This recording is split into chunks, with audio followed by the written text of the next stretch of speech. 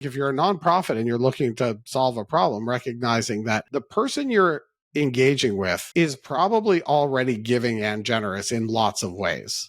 So what does that mean for how you're going to talk to them, right? So rather than thinking about this as I've got to change their behavior or make this person generous when maybe they're not, instead it's what opportunity do I have for them to be part of this mission? How do I get them feeling like this is a reflection of who they want to be as a person? Welcome, everyone. I'm so excited to be here again with my friend, Woodrow Rosenbaum. Woodrow, welcome to What the Fundraising. Thanks for having me, Mallory. It's always fun. I know. I'm excited to dig into everything that we have planned to talk about today, but will you start by just giving a little intro to you and your work and what brings you to our conversation? Sure. So I'm Chief Data Officer for GivingTuesday. I manage our data and insights work around the world, our data science and engineering team that bring knowledge to this sector about how people make change in their communities, both to motivate more generosity, but also to uplift the givers who are doing good in their communities every day. I've loved learning more about the work that you all are doing in the Data Commons and a number of different projects, because I think while I do not consider myself, super well versed in the intricacies of the data, I think this monitoring of what is driving giving up and down, and not just financial giving, but generosity in multiple contexts. And how does that help us learn about sort of the appetite for relationships with nonprofits, what is going well, what's not? It just gives an incredibly important real-time lens into what's happening in our sector that we've never had before. So you all have recently come out with some materials, the Giving Pulse, and you're constantly producing work around the overall state of giving in the nonprofit sector. So can we just start like high level? What are we seeing? What's surprising? Where should we be nervous? Like, what are some of your top takeaways? Well, I mean, some of it people will not be surprised to hear that there's a real concern in the nonprofit sector. People are less inclined to donate to nonprofits, or at least participation in nonprofit donations has been waning. And recently, this has meant not just fewer people, but also less money into the nonprofit sector. However, when we look at generosity more broadly, there's clearly a lot more nuance. And partly that's about how people are otherwise taking care of their communities, the many other ways people give and mechanisms that they use that are important to understand if we're really going to engage people the way they is going to be motivating to them. If we're going to reverse some of those negative trends in the nonprofit sector, we have to have a full understanding of what are these behaviors and values, and what do people want? What kind of change do they want to see? How are we going to become partners with people in making that change? But also these behaviors are prolific and diverse and predate the nonprofit sector and charities by quite a long time, right? This is the way that communities have always taken care of themselves. And we shouldn't really be thinking about these things as really disconnected. This is part of civil society. And if a community is taking care of itself, it needs a food bank less. So we want to understand this both so that we can help the nonprofit sector to be more relevant and reverse some of these trends and recognize that there is abundance available, and also to give more agency and voice to those people who are already very generous and giving in their communities all the time. Okay, so one of the things that you said in all of that was what you are seeing in terms of what people want or the behaviors that they have been leaning into. What are some of those top behaviors that you all are seeing folks gravitate towards that people in the nonprofit sector might be surprised to hear? What we see around the world and consistently, and the US is no different, is that the giving behaviors are very, very diverse. So people aren't only giving money, they're giving in lots of other ways. And people are not particularly giving to and through nonprofits either. So most giving doesn't involve a nonprofit.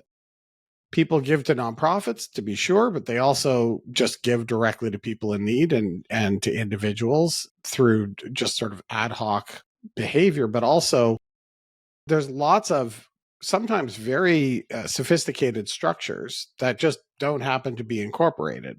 So mutual aid network, sort of quintessential example. There's been a lot of new development, in particular leveraging some technologies to bring people together, either in response to an immediate need or just for the long-term resilience of communities. But those mutual aid benefit societies, these things have existed for a long, long time. And they continue to be a really both a deep and sophisticated way that people are managing to deploy their resources to support their communities and the world. So we kind of look at this as a continuum of what some might call formality, with charities and incorporated nonprofits on one end of that spectrum, and on the other end of that spectrum, just sort of responsive, direct to individual support. But in the middle, there's quite a large variety of ways that people organize in order to do good, either short term or on an ongoing basis. I'll also point out that most people are doing more than one of those things. Like, it's very rare that someone's only giving through one of these mechanisms, or only giving one way, or one type of thing. Most people, everywhere we look, in some communities and some places around the world, or from time to time, we might see it skew one way or the other. So in some places, people's volunteering tends to be not through nonprofits, but their money tends to go to nonprofits. In other places, their money tends to go directly to individuals, but the other ways that they give tends to be more through kind of mutual aid networks, that kind of thing. But in every case, the vast majority of people are doing most of these behaviors. And so if we're only taking one slice of this, we're really missing most of the picture. Okay, so with all of that being true, and sort of thinking about the ways that people are expressing generosity in a variety of different ways, some of which is tracked in the giving to nonprofits and some of which is not, but the fact that we are seeing a sector-wide decline in giving, both in terms of number of people and amount of money towards the nonprofit sector, what can we infer about that in terms of what is causing this change in behavior towards nonprofits specifically? Some people see these trends and they assume that people are less generous or becoming less generous. When we look, first of all, at just the financial data, when we look at the capital flows to nonprofit organizations, one of the trends that we see really clearly is that this erosion of the grassroots base of support. And so that's sort of the bottom end foundation of the nonprofit sector. And this is really a critical component, because we've seen that organizations with a broad base of support, including from grassroots givers, are much more resilient to economic shocks. So this is where we're losing the donors. On the other end, when we look at the dollars, that the more recent decline in dollars donated, that's more coming from the high end. So we have this situation where the nonprofit sector is more and more reliant on fewer and fewer larger donors. And then those larger donors started to pull back the end of 2021. Last quarter of 2021 is when we saw that decline begin.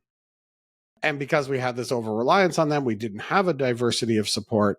Those large donors are more responsive to economic indicators. That's where we end up in this situation where we have not just fewer donors, but also less money. Now, we don't think this is inevitable. And part of your question there is, how should we think about this in the context of people's prolific generosity? And it's not to say that we don't see generosity overall sort of ebb and flow. It certainly does. And the flip side of generosity being generative is that the fewer opportunities people are given to give, the less giving there is. But I think what's really important to recognize is that what we see is that people are not being engaged equally, and by nonprofits in particular. So one really interesting finding in our Giving Pulse data, because we're able to cluster givers by their behaviors, we have a couple of really interesting groups to understand there. One is there's a group of givers who are very diverse in their giving. They're fairly spontaneous, and they give often even when they're not asked. The largest givers are most likely to report being asked to give. Then we have these people who are, if we look at the people who are giving less or less often, what we find is they're much, much less likely to be asked to give. And this corresponds to other research that folks have done to look at kind of what is the spectrum of who's being engaged by nonprofits. And there really hasn't been a very strong hyper focus on large donor stewardship. And by its nature, that means we're asking fewer, quote, more important people. And I think to a degree, what we've seen is a kind of vicious cycle, right, of diminishing returns, which adds urgency, which pushes organizations toward that focus on large donor stewardship at the expense of other types of engagement. So at the expense of non-monetary engagement, at the expense of broad-based communication, at the expense of grassroots donor engagement. And so what we see really is that if people are asked, if they're engaged, if they're given opportunity, they step up. Now, how you do that does vary. Like, it matters how you do that. And it should not be considered a one-size-fits-all approach. But people are giving, and Giving Tuesday as an intervention is a perfect example of that, where everybody shows up and gives because they're being asked, they're being engaged, and because there isn't an expectation that there's a minimum buy-in or a certain way that you have to do it, it makes it a very open environment. That's a best practice. This is how we should be bringing ourselves to engaging support all the time, but we're not. The nonprofit sector is not engaging people across the board. And so what we see is that the people who are not giving to nonprofits are actually probably pretty inclined to do so if they're made to feel like they matter. Okay, can I double click on something that you're saying and maybe an inference I'm making from other conversations that I want to make sure is clear here if you agree, which is that not engaging actually means two things. It means both like not communicating with, but it can also mean over asking without real connection and engagement, right? Yeah, 100%. I think that we hear terms like generosity crisis. I don't think we have a generosity crisis at all. I think we have a crisis of engagement, particularly in the nonprofit sector. And partly this is because we have a system that is designed for that outcome. And if we want to change it, we have to change that system. And partly it's environmental, to be sure. I mean, there's disconnection is a challenge in our society. Lack of trust in institutions is a challenge in our society right now. But the nonprofit sector, I think, really would benefit from switching our thinking from we are victims of these societal ills and rather think of ourselves as the antidote. We have the prescription for this problem, and it's belonging. And so if we think about our engagement with our supporters as a dialogue, as an opportunity to have agency, that's where we'll see that we get a good return. And it's not to say that we should ignore large donor stewardship. It's just, it can't be at the expense of opportunities for broad participation. Yeah. Okay. So, I'm particularly interested in the intersection of fundraising behaviors and giving and the decline in giving. I agree. I do not think there's a crisis of generosity, but I think we are seeing a decline in giving to the nonprofit sector in particular. And we are also seeing a crisis in the sector around like the burnout of fundraisers. And I don't actually think those are separate problems. I think like the psychological burnout of fundraisers actually inhibits their ability to create connection, like biologically. Like, how can they have themselves think about or be able to connect deeply with donors or launch a grassroots campaign in a creative way if they are dealing with what's happening inside of their brain and body that's holding them back? How you think about this intersection of like both giving fundraisers the agency and the empowerment and the enablement to take ownership of these relationships while recognizing the toxic environment that is around so many of them. I think some of the answer to that for the sector is not on the shoulders of fundraisers. We have structures that are going to need to be dismantled if we're actually going to solve this. Our funding environment does not incentivize any substantial change in this. Organizations don't have a bunch of risk capital to invest in deseasonalizing giving or building a base of support over the next 5 years that will pay dividends into the future. These are real issues. Boards are not necessarily aligned with the right metrics. Fundraisers are moving around too much. The best fundraisers are promoted to major gift officer. Right? There's fundraising and communications and marketing are too siloed. So a lot of that is structural issues. Then the other thing that has to happen if we're going to be successful is we have to abandon some limiting beliefs. Fundraisers worry far too much about being in competition, and that's mostly not a thing. Now, if what you're doing is only large donor stewardship, sure. Right? That's going to lend itself to this competitive mindset. Zero-sum analysis of our environment is incorrect. We are not in a scarcity environment.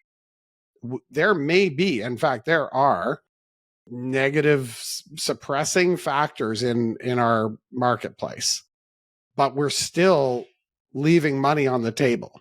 There's a lot more abundance than there is scarcity. And we're not going to be able to tap into that abundance until we believe in it. And so part of what I say to folks when I'm asked about this is, what would you do differently? You don't have to be convinced yet, but if you believe that we were in an abundance environment, what would that change about how you would bring yourself to the work? And I think that what's interesting about that is the answer to that addresses some of the concerns that you pointed out, because it means I would partner more with other organizations, right? I would work with folks on the ground who are not necessarily nonprofits, right?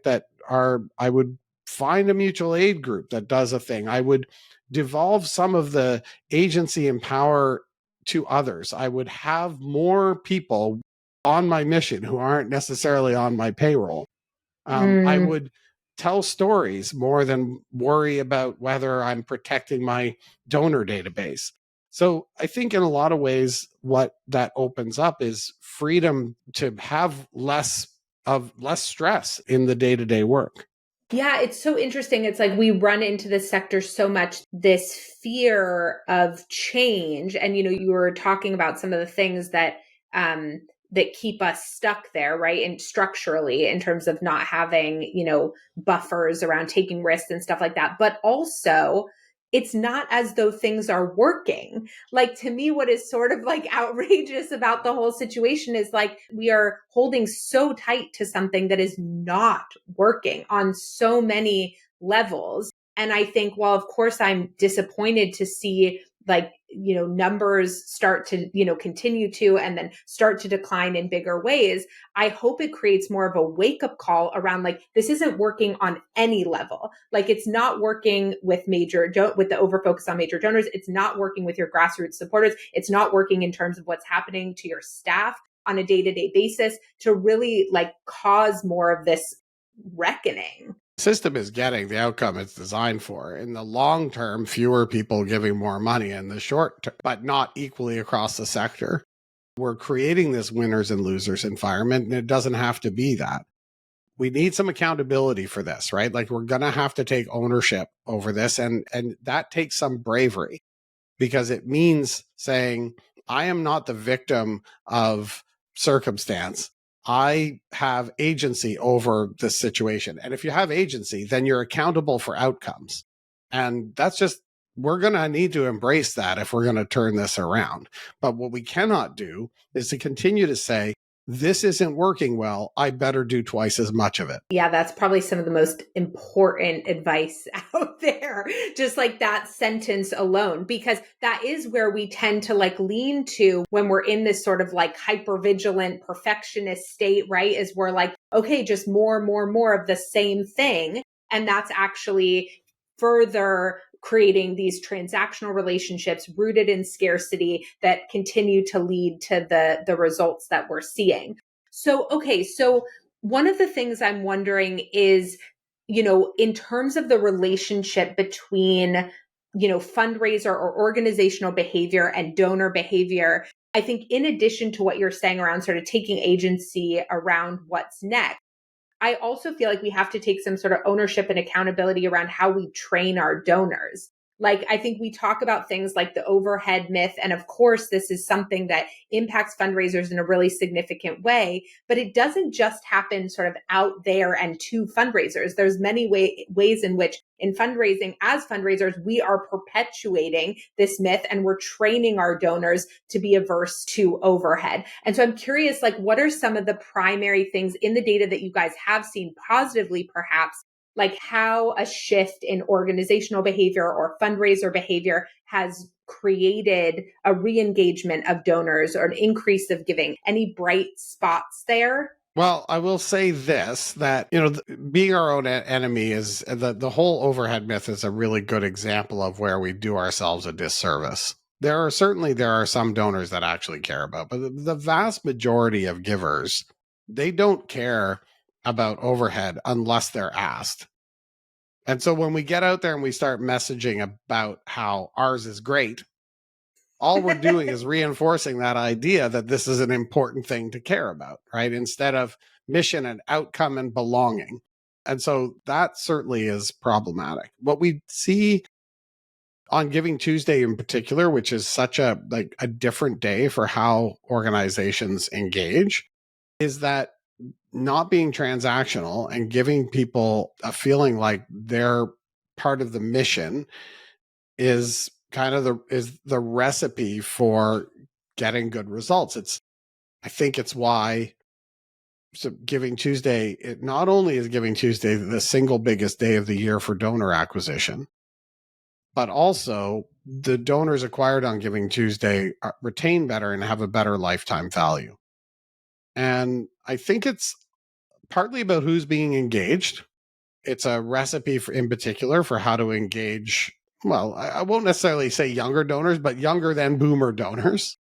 And that leads to really good retention as well as just high acquisition rates. So what do we learn from that? I think what we learn from that is that the donor pool is increasingly interested in being part of your mission, not supporting your mission. And that, I think, is, if you think about, you're there to provide them with an opportunity to have agency, and you're bringing them into your mission, that's going to lend itself to approaches that we know work, not being transactional, being in dialogue, not talking less, but talking more to your donors, just not always with the same solicitation, giving people lots of different on-ramps to support the outcomes that you're getting collectively, and helping to foster an idea, the feeling that they are doing so with a group of people who care about this thing along with them. For most, and I think a growing portion of donors, that's kind of the recipe that we see work. Now, it's not to say that, again, it's not a one-size-fits-all thing. I've been thinking a lot about how belonging and what that delivers for folks. And belonging, I think, is a big umbrella. But I've been thinking a lot about how this is showing up in our data and other people's data when you look at what is the benefit to donors when they do give to a cause, a feeling that it's a reinforcement of their personal identity, right? It helps them feel like, and partly that's about collectivism, helps to deliver that. And so my first thinking around that was that's the grassroots giver. And then when you start thinking about, well, how is it different for example, an effective altruist? And I don't actually think it is. I think effective altruists are doing it for the feeling of belonging as well. For them, it's about belonging to the group of people that's smarter than everybody else. and this, right, this view of self as being effective and being able to make empirical decisions and being the sort of the smart one in the room. But I think, how is that different from somebody who gives to a miniature horse rescue because it makes them feel like they've made a difference in a life along with the other 40 people in their county who are doing that? I don't think it's actually very different in terms of how it feels to the supporter. So when you think about maybe not mutual aid, but I'm thinking about sort of one-to-one giving patterns, or like when we give to a GoFundMe of someone that we've never met before, but we read a news article about this very, unfair thing that happened to them. And so now we want to, be a part of supporting that person.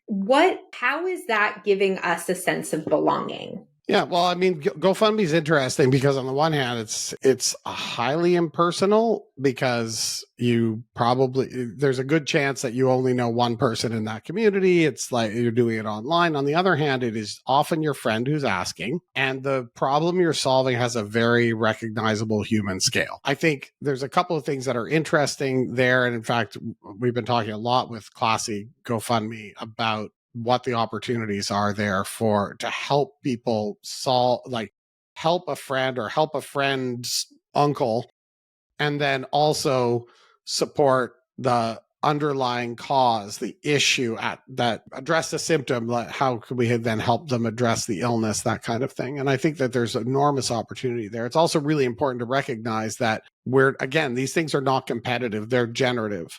So people who give to those personal crowdfunding campaigns are more likely than their peers to give to nonprofits, and they're more likely to say they enjoy giving, and they're more likely to say that it's important to give back. It's just that they're generous people, and generous people give, and by and large, people are generous. So I think that those moments give us this sense that we were able to do something, right? We saw something on the news, we didn't like it, and we could take immediate frictionless action for good. What we need is more opportunities for people to do that, and in ways that help them to do that on an ongoing basis. And number one, I think if you're a nonprofit and you're looking to solve a problem, recognizing that the person you're engaging with is probably already giving and generous in lots of ways. So what does that mean for how you're going to talk to them, right? So rather than thinking about this as I've got to change their behavior or make this person generous when maybe they're not, instead it's, what opportunity do I have for them to be part of this mission? How do I get them feeling like this is a reflection of who they want to be as a person? And then continue that engagement and conversation, which sounds very overwhelming if you think about it as a person by person, on a person by person basis. But the nice thing about broad and grassroots engagement is the tools and the mechanisms that we have to do that allow us to do that better at scale. And it has to be done at scale. Okay, so when I was looking at the Giving Pulse data, and actually, will you tell everyone really quickly what Giving Pulse specifically is and why you all have that initiative? And then I have some questions related to some of the data there particularly. I would love to. So, when we were looking at what data were available, we were doing surveys on a kind of periodic basis, asking people about their giving behavior. And we started to build a taxonomy for looking at the different ways people can give and the different things people can give, and kind of build a model of the environment that way. And we looked at it in the US and in about 7 countries around the world. And what we felt like was, there's panels that track the same people over time, and then there's these periodic surveys that we and others are doing. What we felt was missing was kind of real-time data on the full breadth of behavior across the population. So we launched Giving Pulse based on that taxonomy that we built. We are interviewing Americans every week about their previous week's giving behavior. So we get an enormous amount of data about what people are giving, what causes they're giving to, what mechanisms they're using, what motivated that when they were solicited, what their awareness and concern about crisis in the world, their political, religious values. They're like just an enormous amount of data about who people are with respect to the generosity that they exhibit. And because it's every week, we are able to see how these behaviors intersect and interact and what drives these giving moments either up or down. So that's Giving Pulse. And our first public report was our Q3 2023 report. And we're working on the Q4 2023 report now, which will look at the entire year and year over year.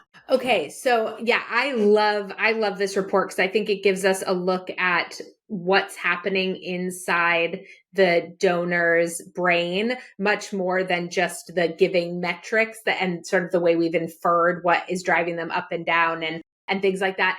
When I looked at the report, there was one thing in particular. There were a number of things that stood out to me, but one of the things in particular was this question about guilt as a driver.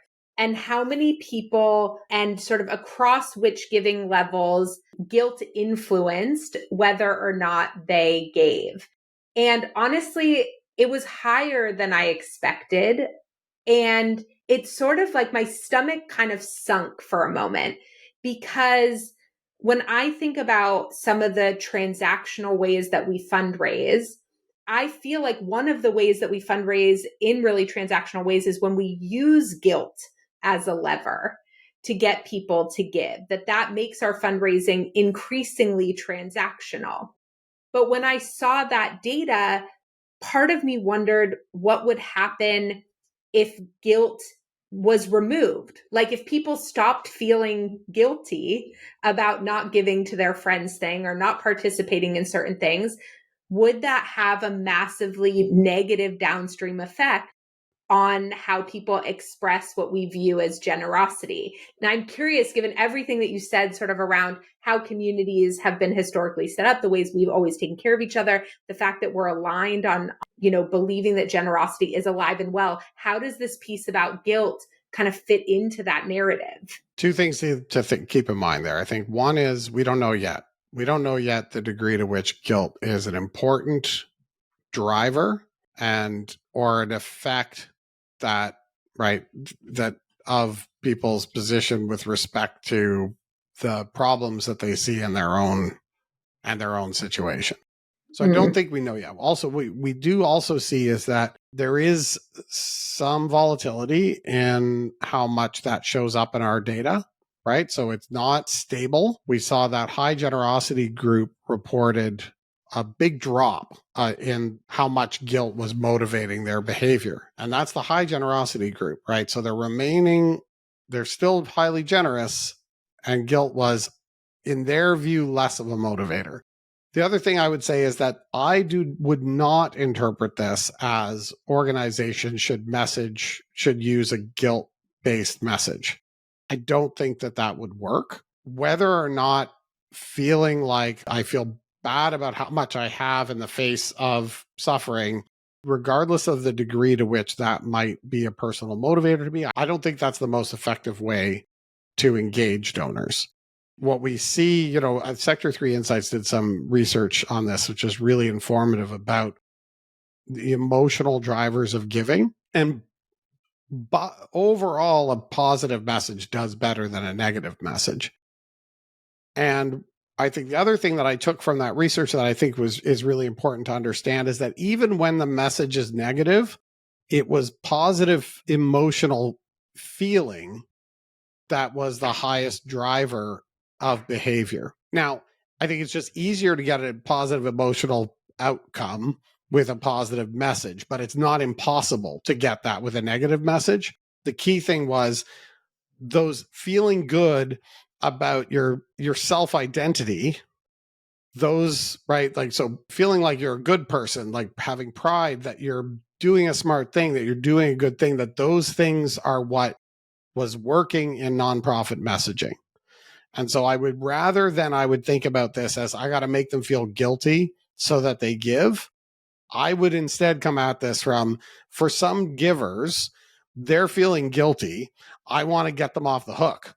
And that's the message I would be delivering. Okay, I think that's really interesting because, I wasn't sure how nonprofits would interpret that data. And I was hoping it would be sort of what you're saying, that it wouldn't be guidebook to how they should fundraise, but more about what's happening inside the brains and thoughts of their donors that they should be aware of. But I think the other thing that's really interesting about it then is this connection between what serves as a motivator in a given moment to give versus what serves engagement long term, right? So some of the things, I mean, I like that about, thank you for sharing that research around the positive messaging and things like, and that too, because sometimes I've worried that what people might be able to demonstrate as a short-term quote unquote win is actually damaging long-term, particularly when they're using drivers like guilt and things like that in their fundraising. Have you all seen anything like that in your research? Well, what I have seen a little bit more anecdotally is talking to organizations that are having enormous success at acquiring donors against some acute issue, disaster relief being a key example, including mutual aid organizers and others who are not necessarily fundraisers.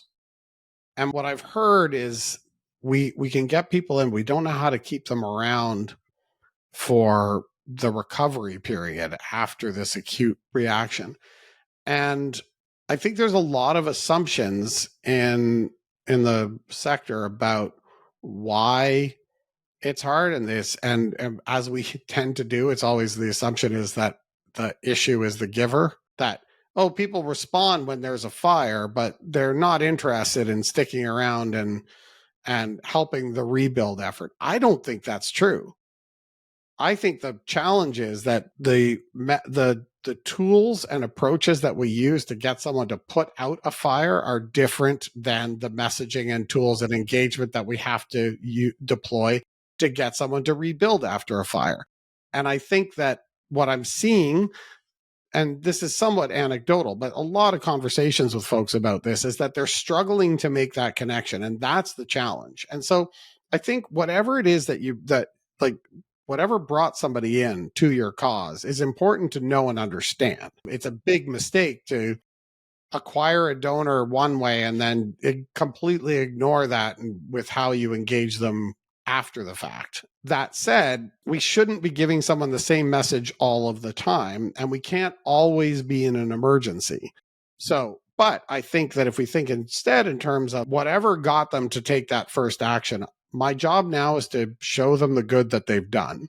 They've become part of this mission. They've had an outcome. My first job has to be delivering on the value proposition, belonging and agency. I have to deliver on that.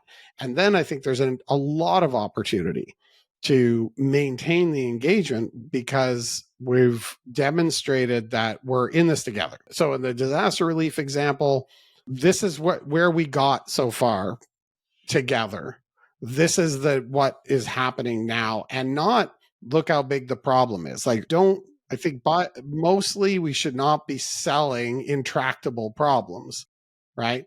But we've come this far, and now we have an opportunity to go the next distance. And that kind of approach, I think, will help organizations to retain those donors. And sometimes it's disaster relief. Sometimes it's politically motivated rage giving. Sometimes it might be guilt. But in all of those cases, right, what we think about that, we had a combination of drivers that got that action. So now let's show those givers how good they did. Yeah, you said this sentence earlier that was like, give with, or like, not, instead of giving to us, they're sort of giving with us. I don't think those were the exact words that you used, but that sort of like to versus with like distinction really stood out to me. And I think so often when we are in that sort of scarcity transactional mindset, we're just trying to like get people to give to us, and we really disconnect that being in community with our donors element, which is what it sounds like you're saying too. Yes. I want to make it sound simpler than it is. Like it's complicated for sure, but when we think about Giving Tuesday as an intervention, we have this disproportionate opportunity. Like, it looks different than the annualized situation where acquisition is high and the resulting retention is high and recurring giving is high. And that's not, Giving Tuesday is a really special opportunity to get those results, but it's not a magic wand. We can do that all year round. Yeah, right. But it sounds like the day and a lot of the ways in which nonprofits sort of celebrate the day creates a higher level of belonging and connection and community than the ways in which they're fundraising throughout the rest of the year. And that then you could infer is what's creating those downstream effects in terms of who's coming in and how they're sticking around. 100%. And recurring is a higher percentage of the day, or new recurring is a higher percentage of the day than usual. That's it. Like, it's how we're showing up works better across a broad spectrum of givers. And probably That's that the prescription. positivity. Yeah. And probably that positivity piece too, right? It's like there's this time box moment that isn't created by crisis. It's created by something positive. So that sort of incentive to give in this very particular moment, rooted in a global community element, but then also how you build community inside your organization. It's sort of all of those things working together. And yes, definitely not to oversimplify, but I think to reinforce this idea that if you haven't tried to fundraise in that way and you continue to put on repeat and turn the volume up on the ways that you have been fundraising that haven't been working, both for your donors and likely for you as a fundraiser too, that it's time to explore ways in which you can be building relationships with donors and with your community differently. 100%. And when I think about the what I want organizations to learn from Giving Tuesday, from our data and from the intervention, the day is not you should do Giving Tuesday. Like, yes, obviously, but rather most donors on Giving Tuesday say that they gave in order to be part of a bigger group of people doing good. There's a reason that we get that perfect balance of, I get to feel this belonging and this collective action, but also I get to celebrate the possibility of generosity in a way that is really personal to me, which also is why small organizations punch way above their weight on Giving Tuesday, doing 3 to 5 times better on the day than they do on an annualized basis. Some would say despite all of the quote noise from the big players, but I think it's not despite that. It's because of that, right? The volume is up on generosity and the payoff is disproportionately for those smaller organizations, right? So that's the recipe, but it doesn't have to only be that one day. We could be doing this differently, engaging more broadly, engaging more in a more celebratory way, being less transactional and more open to a broad spectrum of givers. We could be doing that all year round.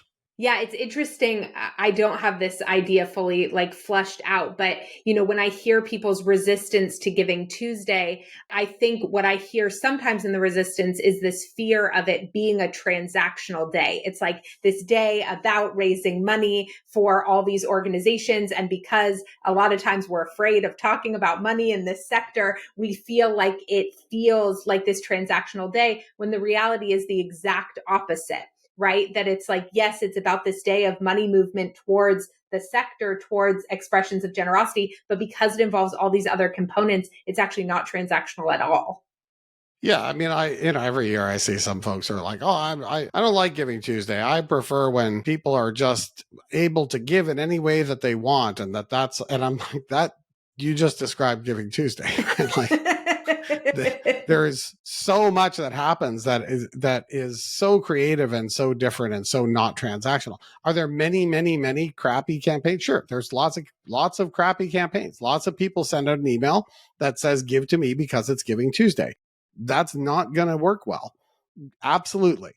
But that's not actually what's at the heart of why that day drives a big spike in donations and other action that then that doesn't cannibalize the rest of the year. In fact, the opposite. What it's done is extended the giving season, making it happen earlier and earlier. We're getting a sustained result from it despite the fact that, yeah, some people are making it more transactional than it needs to be.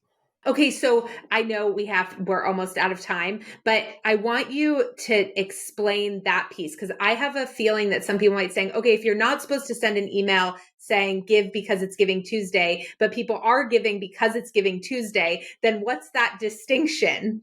So people are still they're going to give to your organization because they feel affinity for the mission and the change that you're going to help them to do. And that is the value proposition. The urgency is because it's Giving Tuesday.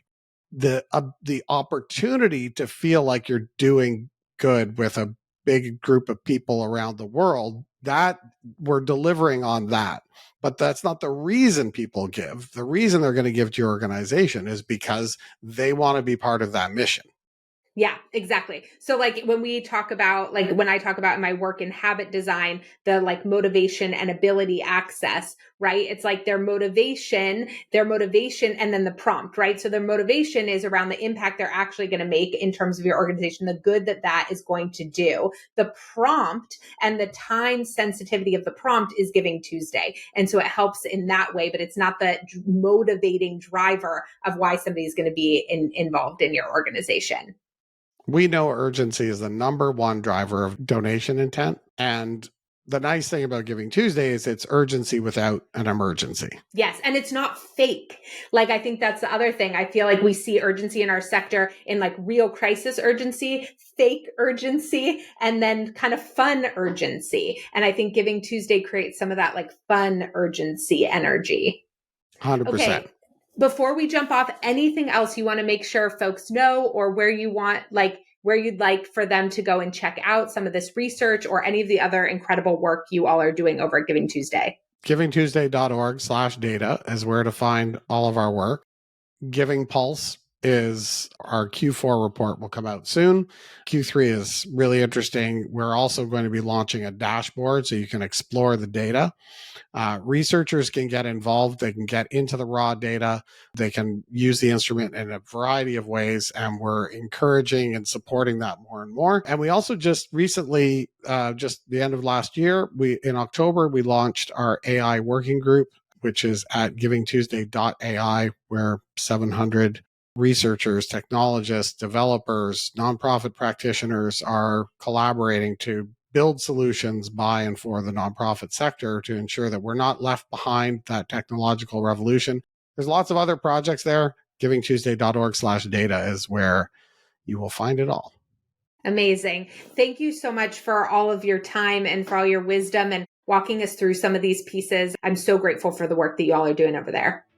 Likewise, Mallory, it's always a pleasure.